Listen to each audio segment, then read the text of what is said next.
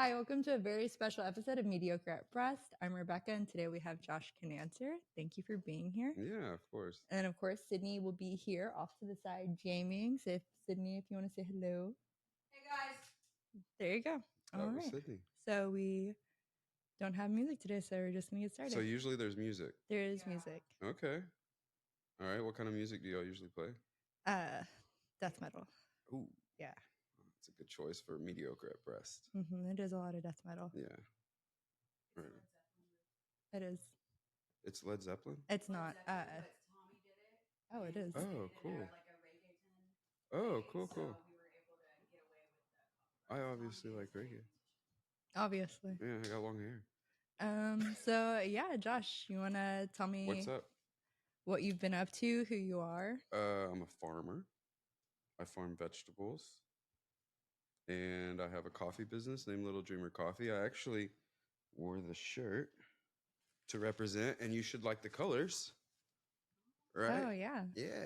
Very cute, very Little cute. Dreamer Coffee. Shout out to my boy Matt.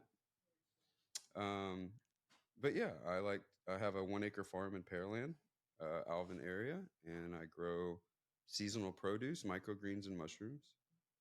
I have a partner. He's an old man.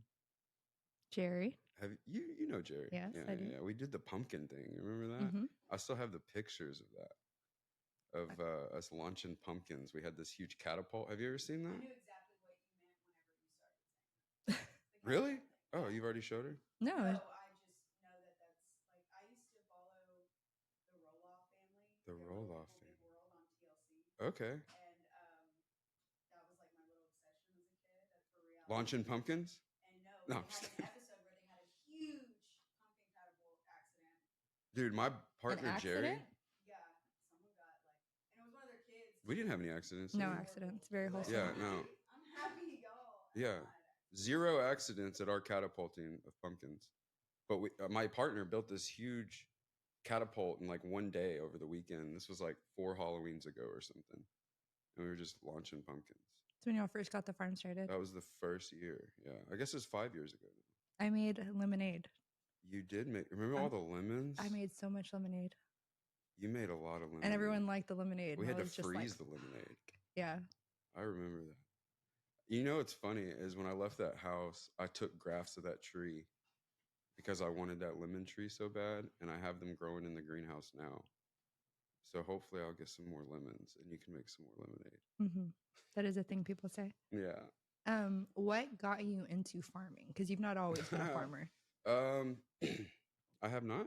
No. Are you sure? No, you have not. I don't even know if I'd call myself a farmer. I would say cultivator or like grower over farmer. Like farmer kind of has a stigma behind it, conventional farming that we've been doing like over the past 100 years. But what got me into it is cannabis.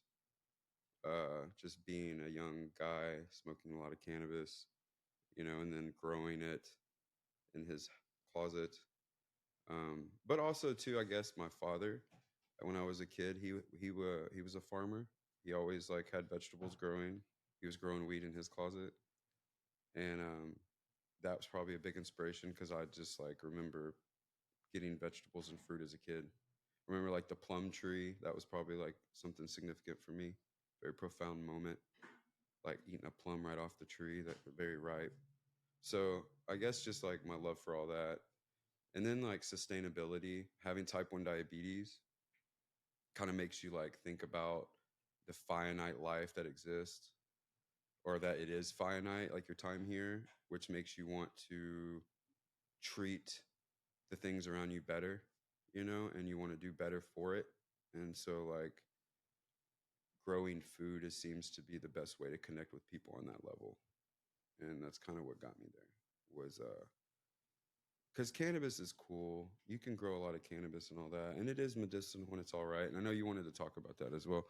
But I do think that, like, good food... I'll knock this pillow over. I'll hold the pillow. That's actually why we hold them, because they run away. Thanks. They do run away. That's crazy. That's nice, though, right? Yeah. But although cannabis is like a medicinal thing and it's good, there needs to be certain processes in place for food to be grown. And obviously, like, because of the fast population over the past like 50 to, yeah, 50 years really, since like the 60s, you've had like a huge incline of population. We haven't figured out a way to sustainably provide food to that entirety of people. And so I actually just like solving that problem. That's probably my favorite part of it. Like, the growing's cool and all that, but like, I like solving the problems because it's also like an economic thing and a sociological thing. Um, so yeah, that's what kind of got me into farming. It's funny. I just saw my father for the first time in 12 years. I met with him for breakfast, and he was like, "I can't believe you're a farmer, dude. Of all things, you know." And I'm like, because he doesn't even farm anymore. He quit farming a long time ago. But it is kind of ironic how life is like full circle like that, you know? I remember when I first met up with you again, Mm.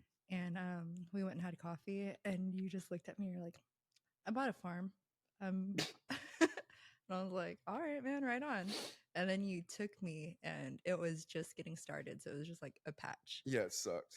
But you had you had hoops, Oh yeah, I remember that. and you had just No started. plastic. No plastic yet.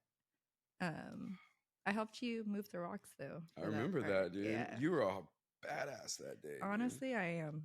Yeah, yeah. I no comment. I'm just kidding. But she, like, yeah, you moved like hundreds of pounds of rocks that day. Yeah. Yeah, that was a lot. You know what's funny is I got off that property because I'm on a new one now, and when I was taking down that nursery, I was like, I gotta leave all these fucking rocks here. And Becca and I spent like 3-4 hours doing it. I was like, what a waste. They were heavy. Rocks are heavy. Yeah, rocks are super They're heavy. dense. I have a buddy who has a cannabis license in Oklahoma, and I was up there helping him, and he had never started a farm or anything like that. And I was kind of helping him start the farm, and he was just shoveling rocks, dude. He ordered piles of rocks, and he was like out there, and he's like, let's shovel them. And I'm like, no, dude, no, I'd rather like spend the money and get a tractor so that I can move this pile without spending a whole week moving, like efficiency over hard work, I guess. But it is pretty crazy that I came from that spot. So the first time you were out there and it was just a patch, did you think that it would grow into what it did? No. Well, I mean, I don't know. I think that anything that you do, you've always kind of like jumped into it head first Mm. and wholeheartedly.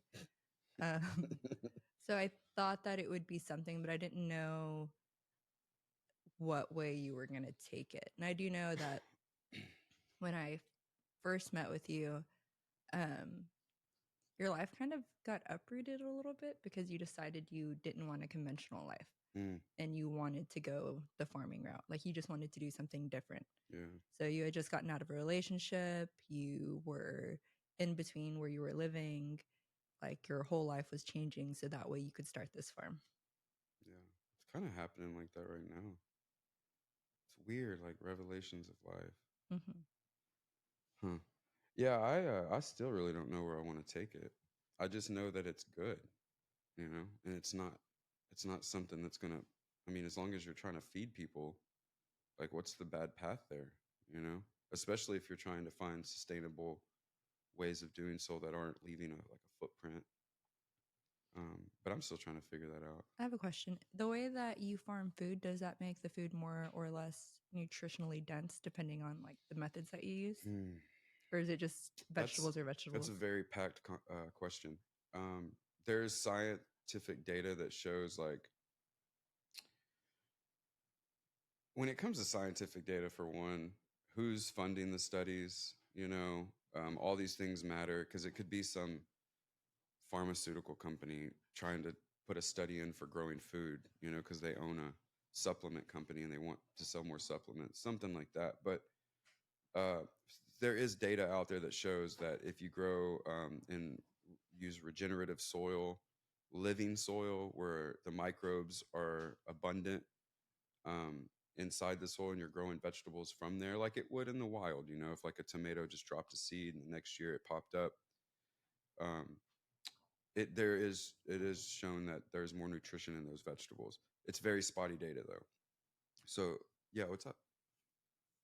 So tying that into like motherhood, I feel like whenever I'm picking out my son's fruits and vegetables, like I know like the Dirty Dozen blueberries have like so much pesticides. Yeah, yeah, Usually, but there's a company called Once Upon a Farms that tests their soil for metals, yeah, yeah. and metal toxicity is like so common in children 3 and under because of they're eating fruits and vegetables, whole foods during that time. Usually, the parents are avoiding processed foods.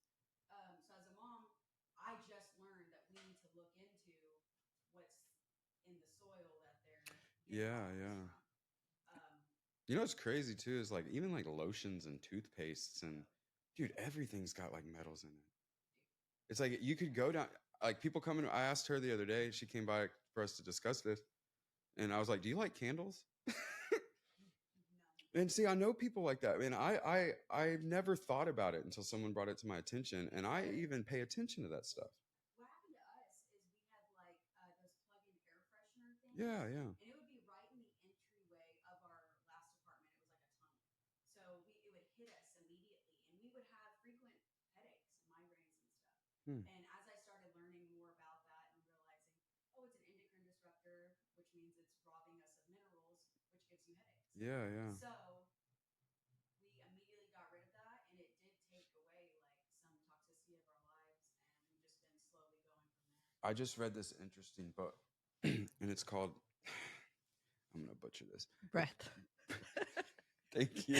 It's called Breath, and it's by this guy named James Nestor, and he wrote this book called Deep, and it was about deep sea divers and the guys that go down 13 minutes without a tank, and they're like incredible stuff. The pressure. What's funny is there's a cool thing that your body does. Every human does this. If you take a breath above water and you go underneath the water, if you don't take any breaths or anything, if you not obviously you can't, but if you keep that breath held in, your organs are actually allowed to hold against the pressure as you go down in the water, like naturally. So your body naturally sucks in all the blood towards the organs and makes them like steel, so that if you go far in the water, the pressure won't bust your body. But if you go scuba diving, right, and you take a scuba tank down there and you go just as far, you're breathing in and out, you've already disrupted that process, so your body will rupture. So you can actually go further down without a tank than you can with a tank because of our natural instincts as a human. That's incredible. But the book's about breathing, and he talks about how there's a lot of endocrine problems and immunity problems because people are breathing through their mouth a lot, and you're not supposed to breathe through your mouth. Your nasal cavities actually hold defense mechanisms for the things surrounding you, like the candles or the bad air or whatever. And as humans have started eating processed food, this is really funny, full circle. We have started eating soups and like mushy things, so we don't chew as much, right? So now we're getting smaller skulls, so our nasal cavities are getting smaller, and that's what's making us mouth breathers. So we're actually evolving in a bad way. They have us at everything. It's weird. It's very weird. But what's funny is this guy talks about there's a lot of people that have gotten really good immune responses by just like the mouth taping and stuff like that. Yeah, I mean it's serious stuff. Believe it or not, you wouldn't think so, but something as simple as breathing in your nose or in your mouth makes a huge difference. And that goes with like mental state too. Like if you're not healthy, your brain's not going to be healthy. Yeah, all those things. Yeah, exactly. So breathing in your nose, I would totally recommend it. I've been paying attention to it since. Yeah, seriously. And mouth taping, dude. Like, it's a real thing. I never thought about that until I saw Stranger Things. Oh yeah. So that was like mouth breathers. Oh yeah. Dude, I need to watch that show again. It's been a while. Have you seen pictures of mouth breathers, like in children, like how they evolve? What do you mean? Like Their jaws like recessed. Oh really? Yeah. It's like that look of unattractive. Yeah, like no chin person. Yeah, that's from mouth breathing. Yeah. I've heard that. They even make these little rubber balls that you can chew on now. You can just sit there and you put it in your mouth and it just exercise your jaw. Oh, We really should be like that, but no one, nobody's gonna be able to hear us. I feel like you can hear because I No, can. y'all can, but after processing, it's not. We're not gonna be in it at all. Like hearing y'all's voice. Yeah, y'all can hear us. Man, we should just all do one next time. Yeah. Yeah, we'll just all Yeah. hop in. I don't know. we just don't have I'll break my 8-year sobriety. No, I'm just kidding. Yeah. That's how it completely changes their face. Yeah, so that's what he talks about. Yeah, interesting. But yeah, it's funny because there's like all these ancient texts that talk about it. Like, I wouldn't even be able to quote them right now, but just like, don't breathe out your mouth, breathe out your nostril. It's pretty gnarly. I mean, when you go to the doctor, they're like, and they put their little stethoscope on your chest. They're like, all right, deep breaths in through your nose, out through your mouth. Yeah, dude, I remember in sports, like running, and my coach being like, "In your nose, out your mouth," and I'm like, so at an early age, yeah, exactly, It was genius. exactly. I mean, yeah, it's funny because those coaches probably didn't even know why they were telling you that, but they heard it from their coach, who heard it from their coach, and so we've known these things for a long time. And that's what's interesting about it. But and then like a lot of people smoke, whether it be cigarettes or the vapes or the even cannabis, like it's not good for you, like, plain and simple. But we live in freaking Pasadena, Texas. Like, we're walking around in Kim City. I coined that a while back. Oh, okay, it's trademark. Just kidding. No, there used Nobody to be this use it. guy.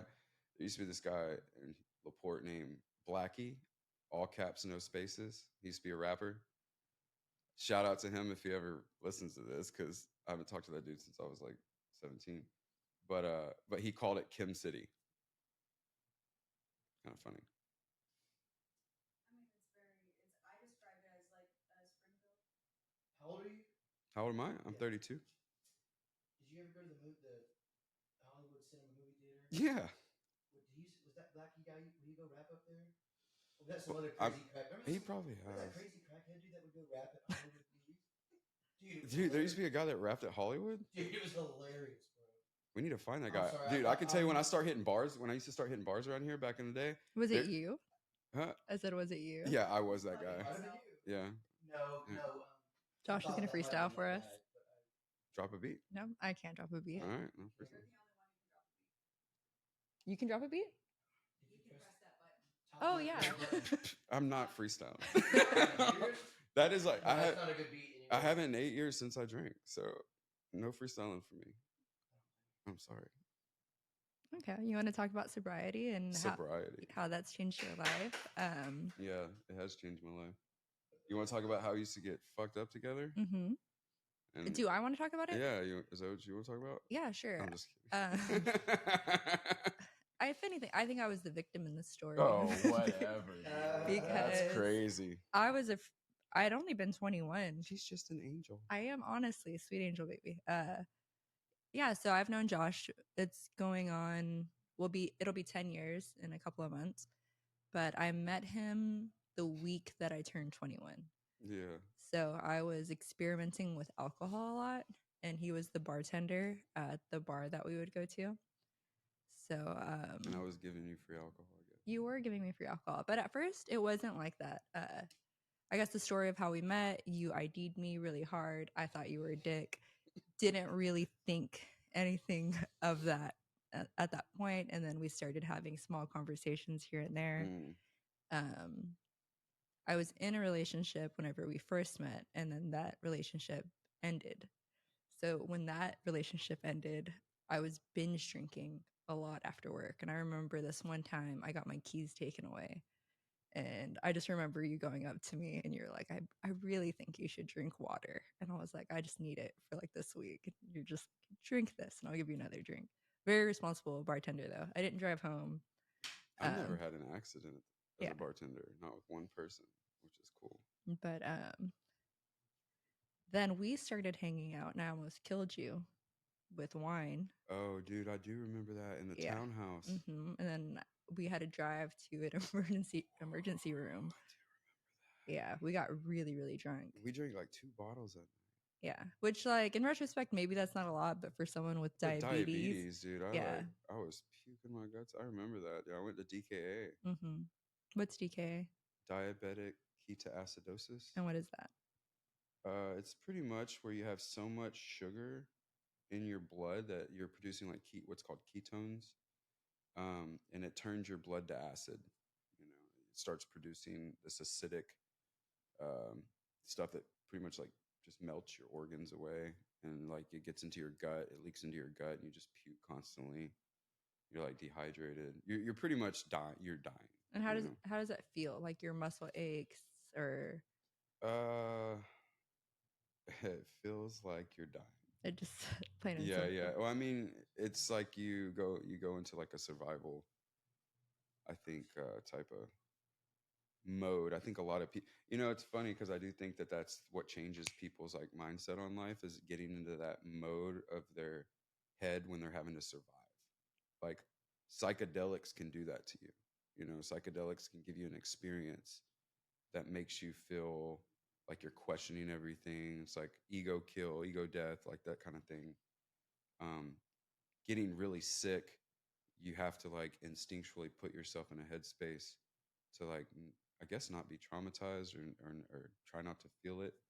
And so it just kind of feels like you're sleeping the whole time, dude. I can tell you that the throwing up sucks. You don't stop throwing up.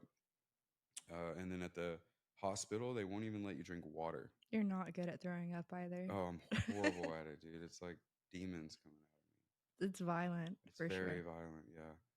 But that's probably because of all the times that I've thrown up. I think like I wasn't like that until like maybe my esophagus is just like torn up or something, and so I have to like throw it out now or something. But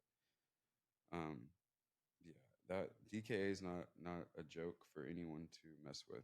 And I feel like even though it's diabetic ketoacidosis, the keto diet puts people in ketoacidosis.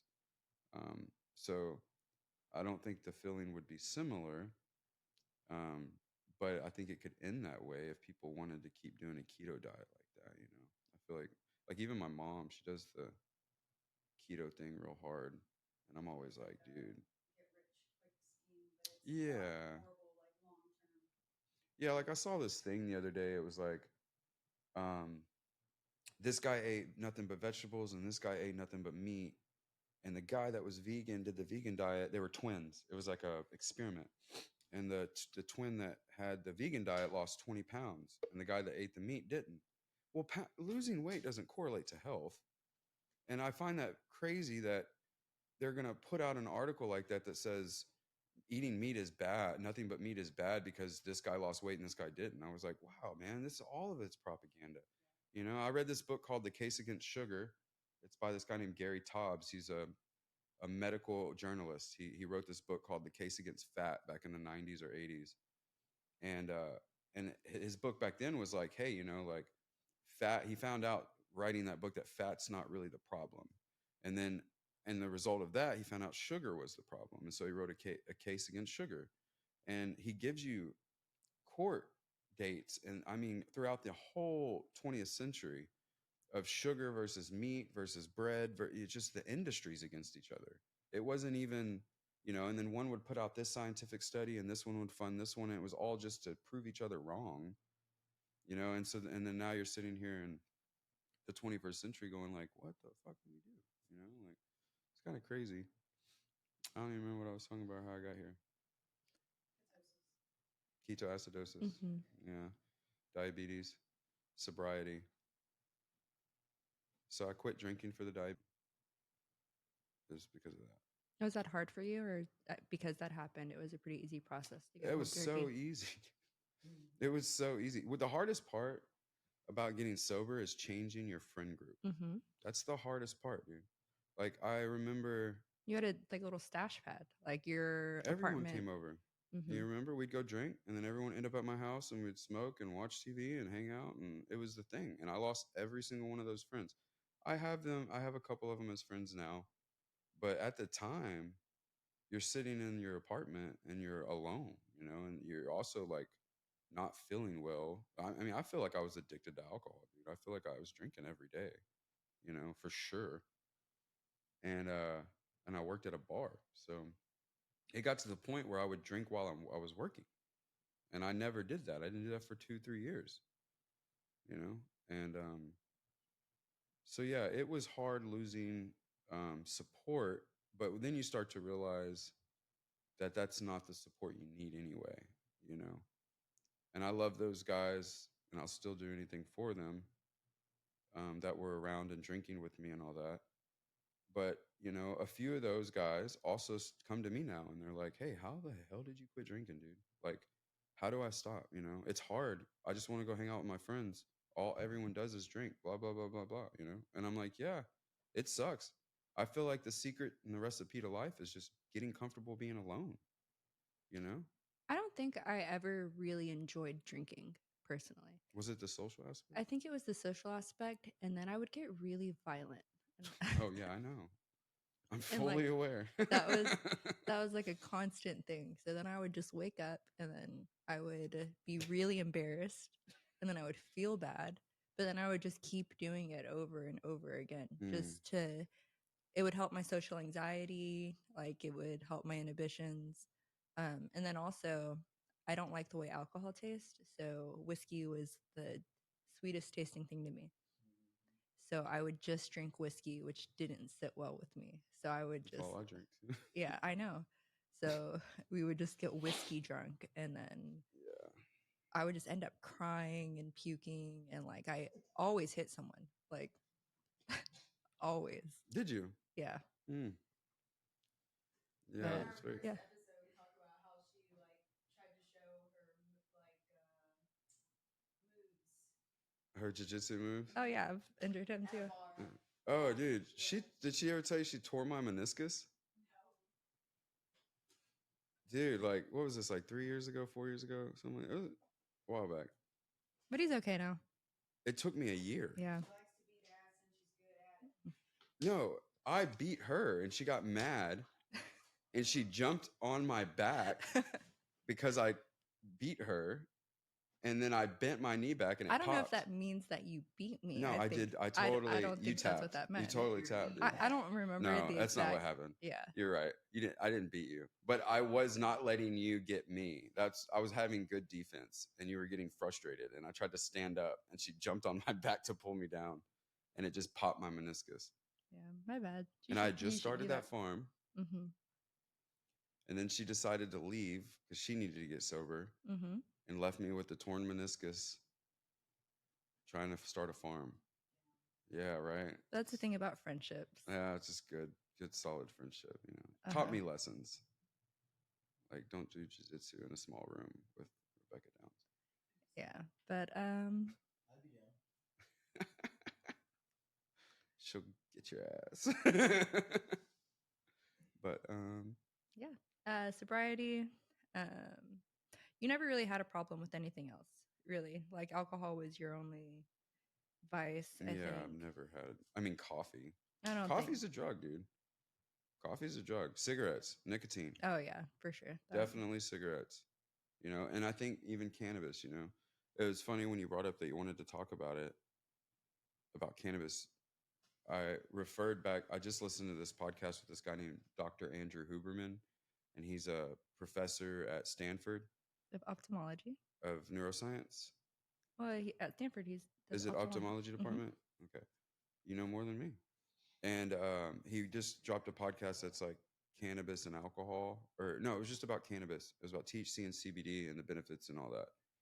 And there's literally no scientific data that shows it's a medicine.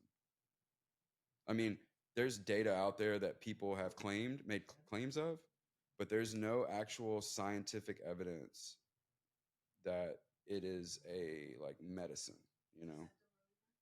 It's a symptom reliever, very much so. You know, there's usually like root issues to things, and it can also mess up your regular regulations, right? Like when I first told my endocrinologist, who's the diabetic doctor, it's so weird holding this pill. I can hold it for you. No, I like it, Okay. but it's kind of weird. Makes me feel, I don't know. Yeah, exactly. Which there's nothing wrong with, guys. When I first went to my endocrinologist, you remember his name? Doctor. I feel like I'm gonna get it wrong. It's very easy. Is it Dr. Chang. I was gonna say Yang. Chang. Yeah. It's Dr. Chang. But anyway, And he then you was had like what was your other doctor's name? Patel. Dr. Patel. Dr. Patel. Yeah. Yeah, straight. Everyone has one. There's 2 of them in LaPorte. They're brothers, or so that's what I've heard. I don't even know if that's true. Dr. Chang was like kind of fine, a little bit. Dang, dude, hit on my dog. Why did she's like, yeah, he came in, told you what, and I walked out and I was like, hit him on him. No, So, that's not what I know, happened. I'm just I was kidding. there. He's got supporting money. you. I can tell you that. He drives a Mercedes. Well, that's not everything, Josh. Are you sure? It's the contents of Are you people's sure? lives. Because you could literally get anything you wanted. Yeah, dude. I'm just saying. Well, yeah, money's not everything. Oh, dude. she wants money. I mean, I want money in the way that like I don't want to be struggling, but like He would not let you struggle. I don't think I might not be Dr. Chang's He might type. actually like it because he might be like, I don't have to buy you a Mercedes because you're not about the money. But He's like, this single mom, let me yeah, let me jump on that. He's like, here's the minivan. Mm-hmm. Yeah, he's getting older though. He's got gray hair and stuff. It's kind of gnarly. As people do. Of course, but it's weird going to this guy since you were like 16, and I'm 32, and I'm like looking at him like, damn, dude, like you're getting old, bro. You know, but he's probably thinking the same about me. My family doctor, I'm gonna just say this really quick, and then he was always old, and like it just got to a point that like it made me sad going to him. You're like, dude, can I be your doctor? But he was really cool in the sense that like he wouldn't prescribe medicine like unless you really needed it. Like I remember going in and I was really tired and I was like, I don't know what's wrong with me because I'm like 20, and 21. And he's like, you're working 2 jobs. He was like, are you sleeping right? Like, are you eating? And I was like, I mean, like, yeah. I was like, but I just feel tired and I need something to like get through my day. And he was like, go take a multivitamin. And I'm just like, all right. That's old school. Yeah, he was really cool. But yeah, he did just, my mom eventually switched to family doctors, but yeah, he got like really, really old. And I do think having to go in and just argue with people all day, because that is part of the medical. For sure. Yeah. Especially now that there's the internet. Yeah. So I think it might age them a little bit faster than the average. I've seen people like in the emergency room, like tell them what they have, Like, I'm here for this. And it's like, they're looking at them like, fuck, dude, come sit down. Like, let me take your blood pressure. It's funny that like the invention of all this information is kind of giving people like not an ego, but like what they read is truth, like they just believe that their truth is their truth, and that's about it. Yeah, I think being with you was my most time that I've ever spent in a hospital, not me personally, but just like being in hospital rooms and seeing how like nurses are great, but like how impersonal all of it really is. Right. Like you're in pain, you're needing help. Like I remember at one point, I hope this isn't too much information, No, but I'm open book, yeah, you hadn't been able to like take a shit in days. Oh, dude, I was like 30, like, yeah, yo, for real, 30 days. And like I just remember you being in so much pain and you're hospitalized over it. And yeah, like that was horrible. I'm having to, it was raining really bad too. I don't remember if it was like a hurricane or a tornado, but I couldn't drive my car. So I was driving your truck, going to work, having to sneak back in to spend the night in the hospital. And you're just constantly in pain. Yeah, I remember that. And you get to see a doctor maybe for like 2 minutes and then they're gone. And yeah, that's gnarly. I didn't realize that I was having that issue that far back. I think like the alcohol and all the throwing up, and I think my microbiome was like really messed up, and because I had that issue for a couple years. Yeah, right before we split, that's whenever like your health, like you were no longer able to work. Yeah, that was bad. Yeah, I remember that. You tried to get a job at Barnes and Noble and like not work as much, and like you couldn't even do that because you were just constantly in pain. Yeah, I remember that. Dude, Barnes and Noble. Never go work for a corporation, dude. That is like the worst thing ever. It reminded me of working at Best Buy when I was like 16 years old. It's like that was so. They're right next to each other, same town. Is that why that reminded you of it? No, it just like that too, maybe, but just the structure of corporations and how it feels, and Mm-hmm. clocking in and walking through the store, and you have a break room in the back, and people like play this role, and it's just very feels like a fucking TV show. Ooh, I have another question. So you haven't worked for really anybody in a while. You've just been working for yourself for the past couple of years. I know you've had business partners. 2016 or something. How was working with a disability? Like, how is it? Like, I know you Like working for someone with a disability? no, like working for someone when you have a disability. Like, whenever your sugar like messes up and like it gets low, like you're unable to function. Like, Yeah, I mean, it's probably a huge reason why I don't want to work for anyone. Just because, like, I can wake up in the morning and I could just feel like shit. And if I have work that day and this manager is not understanding or empathetic of someone's chronic illness, they'll just make you feel like more shit, for more guilty for not showing up or calling in or being late or whatever. I mean, I've worked at Starbucks, and I don't know if I should name drop. no, don't name. Okay. The manager that was at College Park when I was there, I don't know. I know exactly what you're She talking was about. Center Street for Yeah, a while. I know Okay. exactly what you're talking about. That's why I quit. I literally walked in one day and I was like an hour late, but I had been throwing up, and I still came in. And it's because I feel like if you're a hard worker and a decent civilian, you're gonna like try to make it to work and try to, even if you're throwing up. And she was like mad at me because I was late, and I was explaining to her why, and she was like, "That's not an excuse." And I was like, "Well, if that's not an excuse, I quit." And I literally just quit, because there are a lot of people. People do not. They say that they understand. They say that they want to understand, but it almost takes getting really sick or having a sickness like that yourself to even understand how it is to wake up every single day having to think about that thing. It is a luxury to be able to wake up and not have to worry about your health, right? Like, it is a luxury. I mean, that's how I look at it. It is a luxury to be able to not have to focus on what you're putting in your mouth, and it kind of breaks my heart thinking, like, man, these people are really taking advantage of the fact that they're healthy, because there are people that have it worse than me, that have to watch a stricter diet, and that, have to drink certain things and have to take medicine every day, and I'm not harping on the people that aren't sick. I do think that, like, being a sick person, I've come to the understanding that not everyone's going to understand. Yeah, I think that your attitude in life, you're very much like a pull yourself up by your bootstraps kind of guy. But like, you really are unable to in certain situations, depending on how you feel. Like, it's just not possible. Yeah.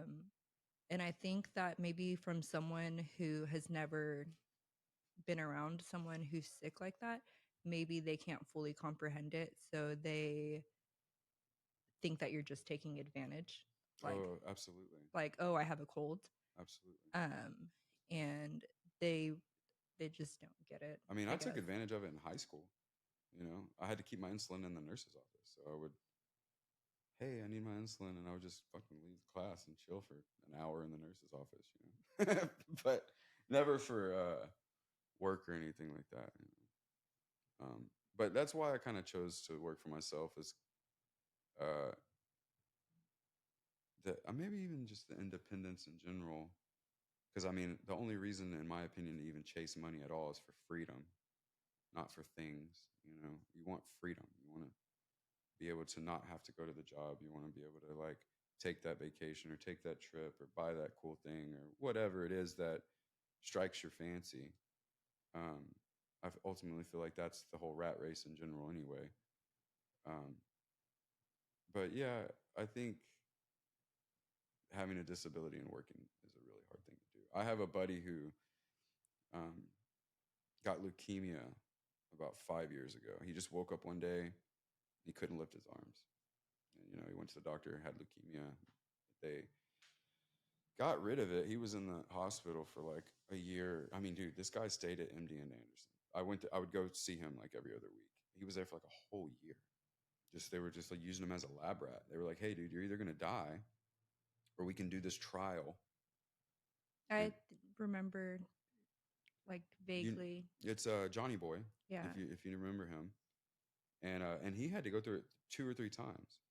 He got I don't know, what do they call that, Remission. remission, and and to me, as a diabetic, I'm like looking at this guy and I'm like, bro, I feel so bad for you, man. Like, and granted, now he doesn't have to worry. He still does have to worry about it. He's still taking steroids and things like that. But all those things, and he's a very independent individual, and I feel like you start to realize. So, like, without the pharmaceutical industry and without the advancement of technology, I would be a dead person, right? Insulin was created in, like, I think it was like 1920 something. Don't quote me on this.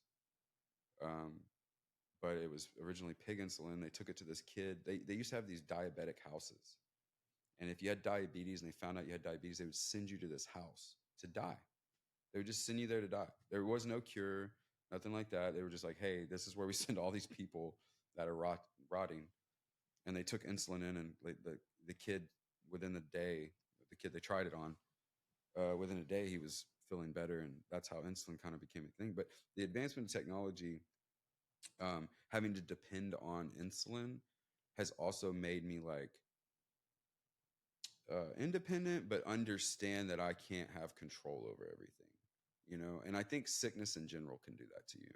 And that's kind of where I was saying earlier about how psychedelics can do that to you, and like being in a state of mind where you're like, okay, dude, it's kind of like, you ever been on a mushroom trip or an LSD trip, and they're like, just let go, like let go. Like you're like holding on with anxiety. And then as soon as you like let go and understand you're not in control of that feeling, the anxiety goes away. And it's very, very similar to like holding on to your feeling like you're holding on to your life. It kind of like brings up this epiphany where you start like, wait a second, I need to be independent. I need to be a little more relaxed when it comes to understanding what I'm in control of. And that all falls into working for yourself, or relying on others. What do you want to do? You can be both. There's the sheep and the shepherd, and it's always been that way. And so I feel like you could go work for someone. That person just has to understand that the chronic illness is a real thing. Beautifully said. Yeah. Yeah. Thanks. You're welcome. Yeah. I just shout out to type 1 diabetics, dude. We're like the forgotten ones. What is type 1 diabetes, and how is it different from type 2? Oh, A lot of people don't know that right. it is a autoimmune disease. So I've just heard a lot of I've heard people talk about diabetes. Well, you told me I got it earlier because I ate too much sugar. Oh yeah, I was obviously joking. Because of liquid IVs. Yeah, that was a joke. Was it? It was. Yes, that was sarcasm. I didn't understand. Is that type 2? It's not even type 2. Well, I've heard that. So I follow like holistic doctors and stuff like that. Right. And they're saying, they'll be like, well, what they don't want to tell the world is that type 2 diabetes is just carbohydrate toxicity. Yeah. I mean, which turns into sugar. So yeah. That's where that like comes Sugars from. turn to carbs. Like fat people are diabetic or whatever. It's where that like stigma comes from, because we once again we assume weight gain is poor health. Yeah. So it just like it's that trickle down. Well, obesity is poor health. Obesity, that's poor health. Yeah, for sure. There's some things that aren't. Type 2 diabetes becomes type 2 diabetes when your pancreas is no longer providing enough insulin for the amount of sugar in your system, which causes them to have higher sugars, which is the diabetes. But yeah, but I mean, if you look at type 2 diabetics, most of them have heart issues. Most diabetics die from heart issues.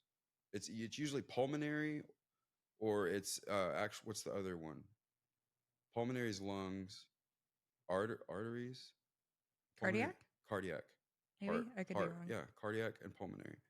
Cardiac or pulmonary veins, from the abundance of blood in the sugar, clogs up veins, makes things inflamed, things like that. But say cardiovascular health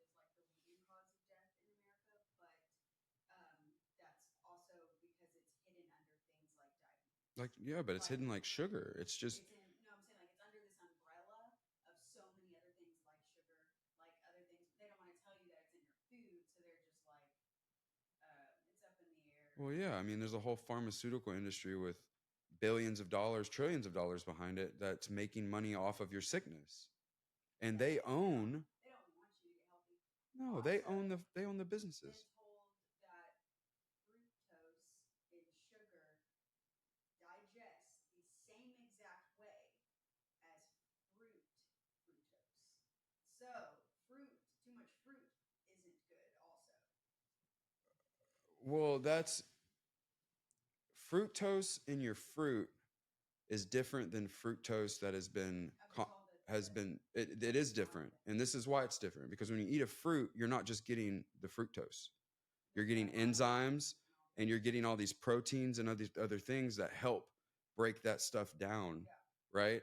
The enzymes are very important. So with fruit, especially, if you're eating, and you don't, I'm not saying eating too much fruit, but let's just say this right now: balance everything.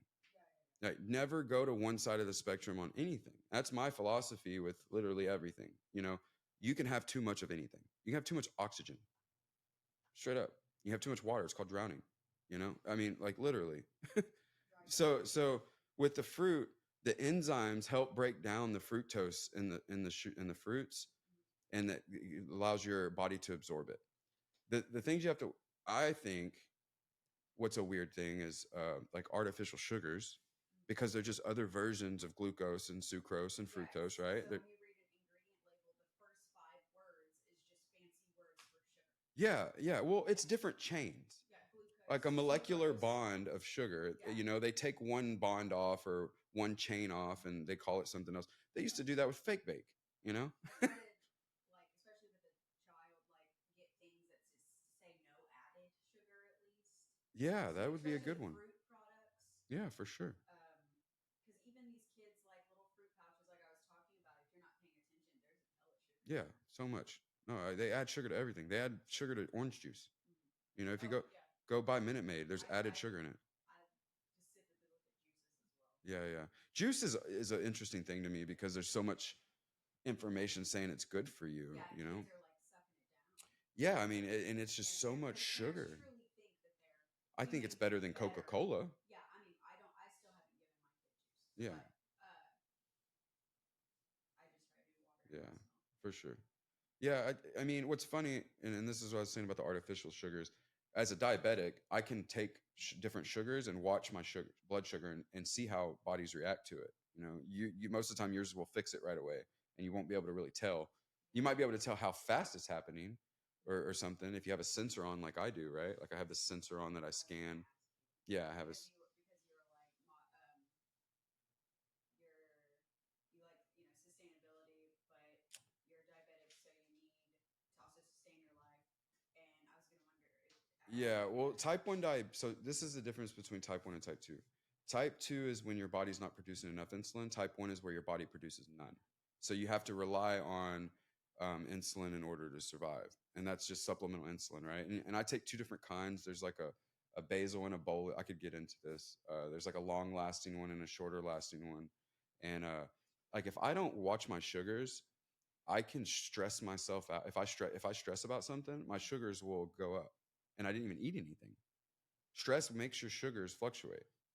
And so I have to constantly pay attention, or if it gets above 300 and I haven't messed with it for a couple hours, it ruins 2 days of my life, because now it's going to take me 2 days to start feeling normal again. My knuckles start swelling up, my stomach starts swelling up, and it takes me a couple days to wash all that out and get it all out of my body.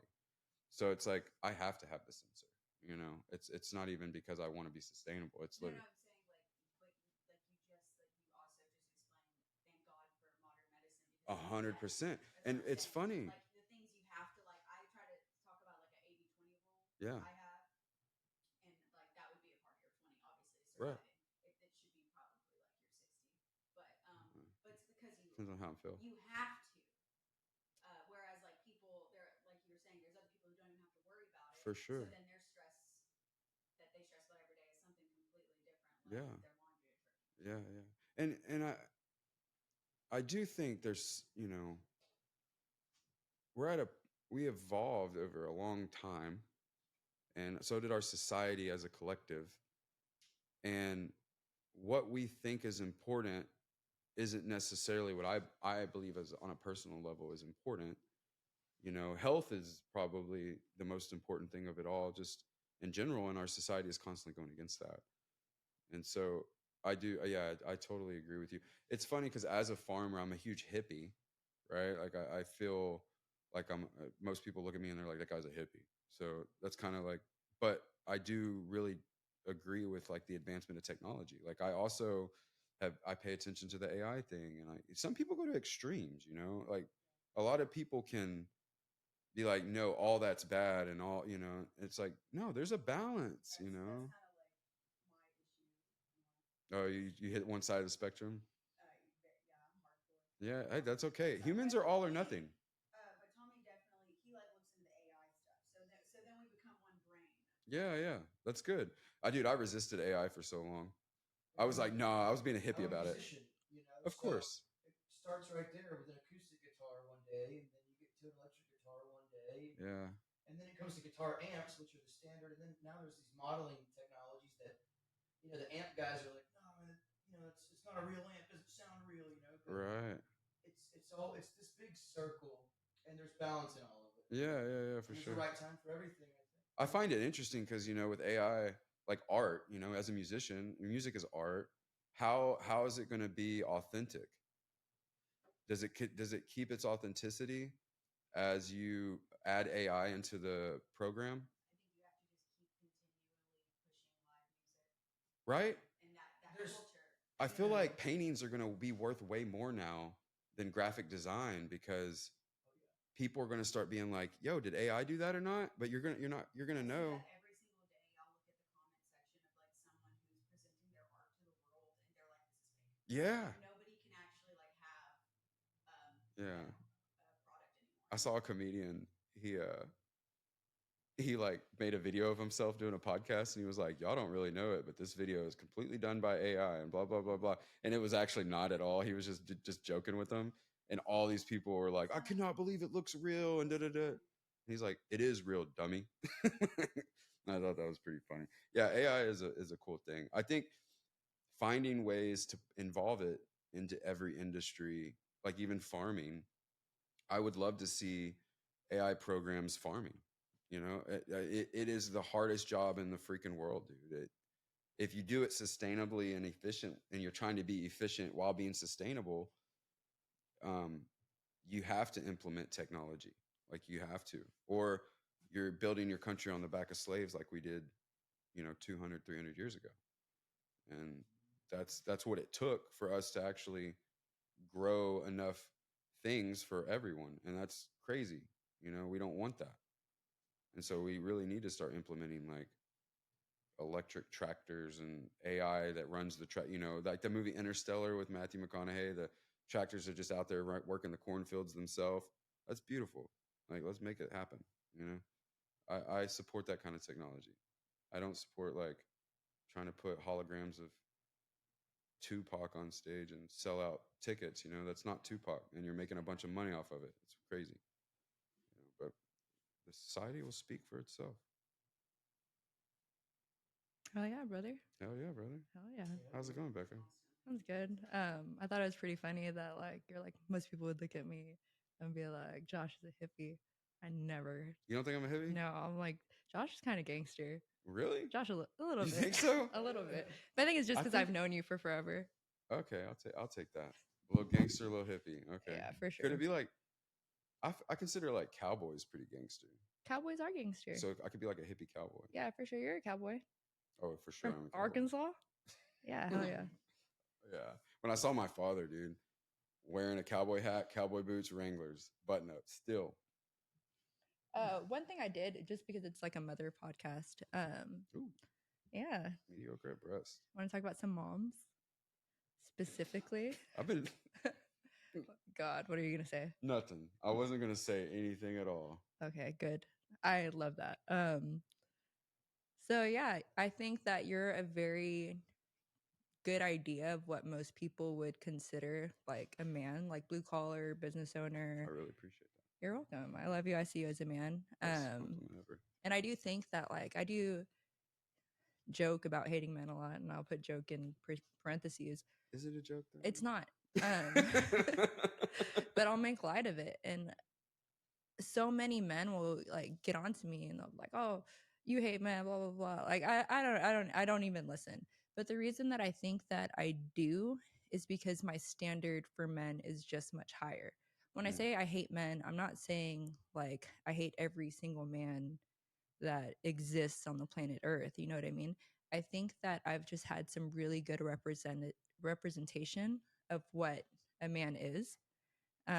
You know, I had a really good grandfather, and also this is why I'm kind of hard on Christians, because my grandfather was a amazing Christian. He was so loving, giving, supportive. He loved his wife. He took care of everyone around him. He was a carpenter. Like, he was just a very solid man. But I do put you in that category as well. But I'm not Christian, but but something really cool about you is that even though you're a very solid idea of a man, is your ecosystem 95% is women. You have your mom. I remember you're kind of an asshole, and like that's one of the, maybe not now because I just see you as you are, so I don't see how you interact with everyone around you. I can be an asshole. You can definitely be an asshole, but yeah, that was one of my first impressions of you, is that you were an asshole. But then I saw you with your Meemaw, and I saw how like soft and loving you were with her, and yeah. But the reason that is because, like, you know, Meemaw was in an old folks home. Like, most people only treat the value of a person as what they can do for you. You know what I mean? Yeah. And like, Meemaw's at a point to where she can only like take care of herself. But like, you are so ready to wait on her hand and foot and to love her and bring her anything that she needs. Yeah, she was the OG. And just to sit with her and watch Wheel of Fortune. Like, there's no transaction there.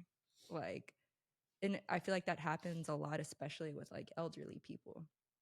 Like, there's not really anything that she can offer you except the contents of I don't know. her soul. I definitely owed her. You know what I mean? Yeah. I probably still owe her. But that was the moment where like I started to fall in love with you, was how much. Really? Yes, I've told you that before, was how much you cared. Yeah, was how much you cared about Meemaw. And then, you know, eventually I meet your mom and I meet your sister, and then I kind of like learn your backstory and everything. But your ecosystem's all women. Yeah. And like, these women were able to raise you, and I think that's really I think that's really interesting, as like a single mom myself. And keeping in mind, they raised this asshole. No, not an asshole. Like, you're just genuine, and you just are who you are, and you're not sugarcoated. Like, you're just very like, take it as it is, and if you don't like me, then like, you don't really care. And I think it comes off as it. You're not an asshole. You're not malicious. This is something I've learned over the past few years. Nice does not correlate with good. Yes. Okay. Just because you're nice does not mean you're good. There are a lot of nice people out there that are not good. And that's kind of when I was, and maybe that's when I realized it, and maybe I have been this way forever. But I feel like people need to quit paying attention to all the outside variables and kind of like look at themselves and be like, you know, how is my framework? You know, like, what is the foundation of me? Do I believe in myself? Am I confident in that? Do I actually know that I'm a good person? Right? Because if you actually know you're a good person, then your actions will speak for what you are. And if you can go through life doing that, then you're not going to have any anxiety about wondering what people think about you. You're going to know you're a good person. You know, talk about Meemaw. I think I see my Meemaw in me. And I know my Meemaw was an angel. How could you not like someone like that? You know, and those little maybe even having someone that wonderful tell me growing up, like, hey, you're a good person. I'm proud of you. All these things, these all kept me with confidence. you know, the ability. And I think, as this being a mom podcast, that would be the coolest thing you could do for your kid, is just give them the confidence. Yeah, you know, to love themselves. Really, you can't love anything without loving yourself. Yeah, yeah, because it is bargaining with yourself constantly. You know, you're constantly two different people, and you're having to bargain with yourself. And if you're not doing that correctly, then you're not going to have the confidence to go out through your life and do everything you need to do in a good way. And people are gonna, the truth always comes out. So you're nice at first, that's cool, you know, but now you got to prove yourself. You know, now you got to be consistent. You know, can you wake up every day and can you do that? You know, what is the foundation of you? I don't think niceness and kindness are necessarily the same thing I as agree. well. I agree with that. Yeah, I definitely agree. I think nice would be more surface and kind would be more of a depth, in depth of a human. Do you think your idea of masculinity correlates a lot with like the average man as someone who is like mainly raised by women? Oh wow, I don't know. I think that most men want to look at it kind of the way that I look at it. I think that most men want to be that man. I'm not even the man that I want to be. You know what I mean? And I think that it's dangerous grounds for it. I mean, it already is, we're already there, to not let men kind of work things out on their own and kind of criticize them more than they need to be criticized, because being around a lot of men, and honestly, I've never had a good man figure in my life at all. You know, my father wasn't a good father. Granted, he was very practical. He taught me all these things, how to like measure. Is everything good? I'm checking the time. Bottom left. I think we can talk for a little bit longer. Yeah, we're at an hour, but I'm I'm good if you're good. Yeah, I'm fine. I was looking at, well, the camera is our thing. It's at 20%. Okay. Oh, okay, cool. Yeah, that's more so. That's what I'm like. Yeah, for looking sure. at when I All look right. at it. You didn't have a good father. Yeah, I didn't have. I didn't have. It's okay. I didn't have any good. I was wondering what she was doing. I didn't have a good father figure. I mean, I wouldn't. He'll never see this probably. I wouldn't consider my stepdad a great father figure, even though he's still my stepdad. Um, my grandpa's. You know, I had my grandpa that's actually dying right now. I don't even know. It's my father's father. He was the only older man that I think I can think about that ever made me question things. You know, all the other ones told me what to think and what to do. And I think that's kind of a big mistake with men. Okay. So I was reading this book and it was called Boys and Sex, and it was like going around to high school to college age boys and asking them like, what does being a man mean to you? Mm, And keeping in mind this is all like a younger generation, but yeah. they're thinking like cars, wealth, girls, sports is like a really big thing. Um, you're so different now than you used to be. And I think whenever I first met you, there are things that like have always been consistent, and like everything that you are now makes sense. But I do think back in the day, like you were more kind of like a jock as well. Like, Yeah, I mean, I had to find myself. do you think you've always felt that way? Like, I don't know. I've always felt what way? I don't know. I just talked myself into a circle. No, it's okay. I've always felt that. Um, what makes you a man? Like, has that changed as you got older? No, it's funny. I feel like I've always known those things. You know, I watched my mom get punched, beat in front of me by a grown ass man. My father is a strong motherfucker. And her swing back, turn around and look at me and go, "Don't you ever hit a woman." In the midst of all of it, that's what she was worried about. That's what she was worried about, dude. I do remember something that you've always said since the beginning is uh, a man is how he treats women. Yeah. Like, you've said that since the very beginning. And when I say that, like, you've always been an asshole, you've always been the kindest soul to every woman that you meet. But not to men. I think you're kind of just you. I just think I think you're a lot softer with women than you are with men. Yeah. I mean, probably. Well, I think that you're not a man without women. It takes two to tango. You're not much of a, no offense, but you can be a woman without a man, but both together are very divine. You know, it's a divine correlation. I think I would add, like, it takes a sperm, maybe not like the man himself, if you want to like talk about it like that, but like definitely takes a male sperm to have a woman reach her full potential with her body. You know, we're meant to procreate. Yeah, it's We're reproduction at meant its to be finest, for sure. mothers. It's innate. So 100% what Yeah, no, we need each other, you know? And but even in the sense of like talk about um like fucking props, you just they're always moving and then you're like, fuck, what was I saying? Um, you know, talk about like men need women. Yeah, men need women. Thank you. You know, we need you because, and I just think we're naturally more aggressive. for that balance.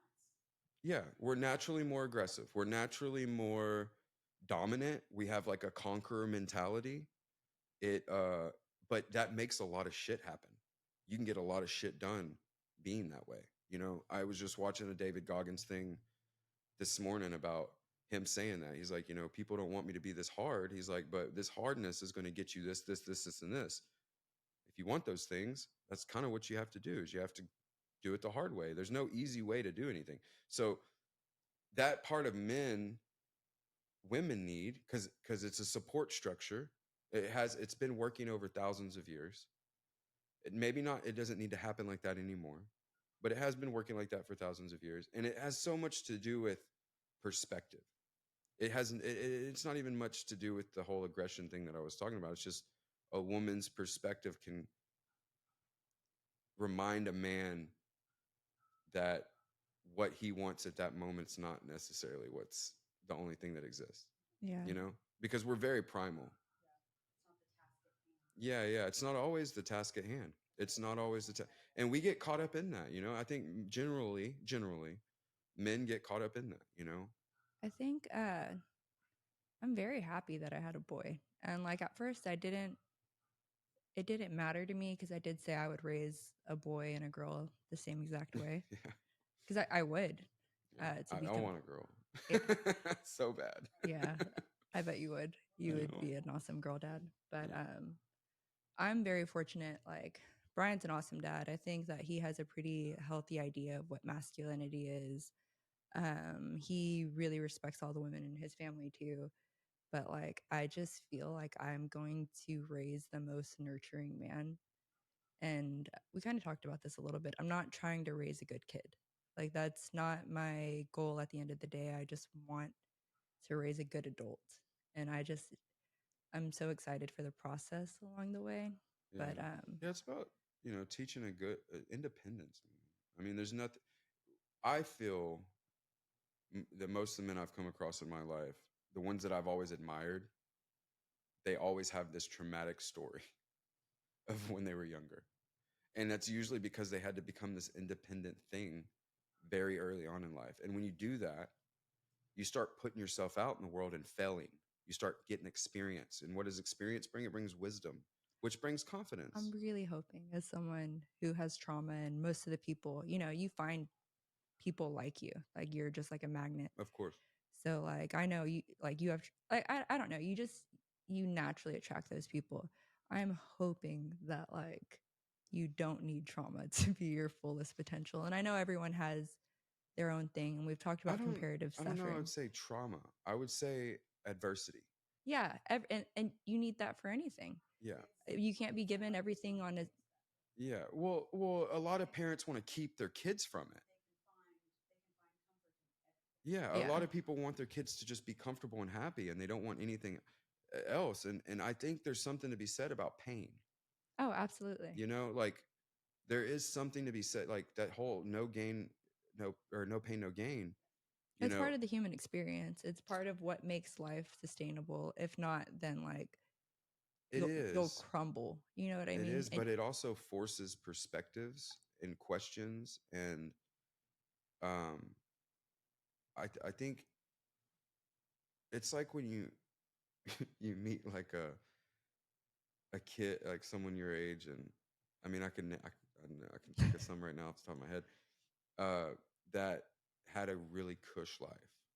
And when I say a cush life, I mean, and there's nothing wrong with that. That's awesome that you got to experience that. I always think like I don't have like I'm one of those that like doesn't have trauma. Yeah, but that's the goal. that Sydney's saying that she doesn't it have is the goal. trauma for those who, but that is the goal. That is what you want as a parent. Trauma. Yeah. Yeah, trauma. And I do still have empathy. when I use the word trauma, I was listening to this podcast with the psychiatrist, and she was talking about childhood trauma because you can go through trauma and not be traumatized. For sure. Um, Absolutely. So, like the main big three are like your parents getting divorced, sexual abuse, and death. Mm-hmm. Those are like the main things that can happen within your life that can like just completely change the discourse of your life. And the way that you mitigate those things is you need just one adult who believes in you and who loves you unconditionally. And then that kind of like allows you to heal and not be someone who has trauma, that's been through something traumatic but isn't necessarily traumatized. Yeah, I think awareness is also very important. You know? Like if you do have a good life and you are very comfortable, I think it is a responsibility for the parents to teach the kid other perspectives of the world. You know, like if you're trying to just hide your kid from everything, and that's kind of what I mean. I'm not really necessarily meaning trauma, as like adversity and trauma are not the same. Your kid just needs to understand that the world is tough.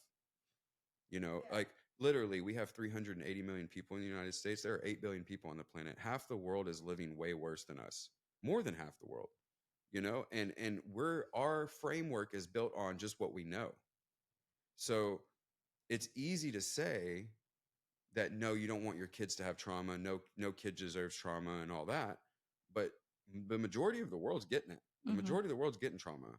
And we only evolved because of trauma, you know, and trauma is just now a thing that we've kind of like coined to justify, or not even justify, but talk about all the things that we've been through when we were younger. It usually goes to that, you know? Yeah, you know, and I definitely think like I mean, there's warfare trauma, you know. Trauma kind of came from PTSD from wars, you know. I mean, is like this big umbrella that people talk about it as far as like everything. yeah, and we were talking about comparative suffering the other night when you came and had dinner, and that's where you know, you were like, it's not good to do that, and that's where I kind of disagree a little, because I do feel like it's very important for you to know where you stand in the world. You know, I think it's very important to for you to understand that you are good off or you do have it bad, because then you have ways to frame what you need to do to get where you want. When I said comparative suffering, I do mean from like, yes, for myself, I will compare myself that, oh, it's not that bad. But in order to fully understand another person, not to do it in that situation, to meet them exactly where they are. Right, when they're talking about it. And take in the full framework. And just when I hear someone talk about just whatever, and I'm just like, God, I wish I had those fucking problems. Like, not to do that, but to understand. I think you should do that. Yeah, That's maybe. what I as a diabetic, I wish I could tell everyone that. Yeah, like for real. Like you're complaining, I don't even have it that bad. So that's not what I'm trying to say. And that's just comparative suffering. Yeah. I do think it is important for people, like even because if they're not aware of it, they need to be aware of it. Yeah. And it is our responsibility as people to hold each other accountable. I feel like parents in their first year of parenting, that's like 1,000% it. You know, well, I didn't sleep last night. Well, I had to work. Yeah. You know, and I don't get to rest at work. That's funny. And that's like a continuous How funny is that? inevitable, and it could be in a healthy relationship Yeah, you have to. There's a baby, and it's useless. Yeah, At for that sure. point to have comparative. Yeah, because I think it's dangerous grounds to walk on when you're telling yourself, when you isolate your suffering. When you isolate it, it's now it's like attached to you. Mm-hmm. Versus if you just let everyone's suffering just kind of mix in this pool, that's just part of life. Yeah. Suffering's happening all the time. Now I like think of it as like, man, everybody's going through it right now. Yeah. Like I think of it like as that, like. Yeah. And that's not true either. But at the same time, at some point they will. Like everyone's going through it. Everyone has something at some point. Yeah. You know, the guy that has all the money and all the things and all that eventually faces the deathbed, and like, what's the last thing you want to think about? Like, what you did wrong your whole life? Well, that's your hell right there. You can either, you've been in it your whole life, but you had to come to terms with it when you were older, and you never compared yourself to other people because you just thought, no one ever got you to compare it, I feel like social media also makes us constantly compare. Oh, constantly. I do it. I find myself doing it all the It's like time. a whole new disorder. Yeah, dude, that I cannot tell.